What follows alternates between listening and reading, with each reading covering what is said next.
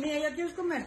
Tito te hizo tamales de frijoles. Ahí hay tamalitos para todos. Mami, quiero algo. O tostarita. Sí, vente. Aquí Ahorita van a estar los elotes. ¿Elotes? está, mira.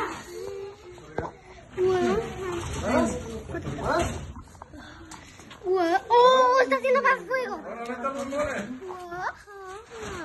¿Dónde están los bombones? No sé, pero mira, está haciendo mucho fuego. ¿Dónde? Qué rápido abrió la leña, ¿no? Oye, Nelson, quítate. Leña poco. ¿Qué leña tiene que traer?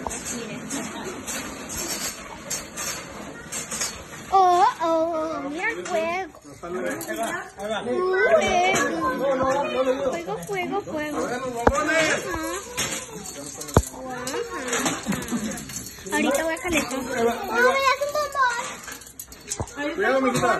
Cuidado, preciosa. Cuidado, porque va. Cuidado. Cuidado. Porque se pega. Cuidado. Muy bien, ahora vamos a ir por los bombones. Aquí están. Ahí son Pero, niños, ¿te das un tenedor o algo? Ok. Pero no se calentó el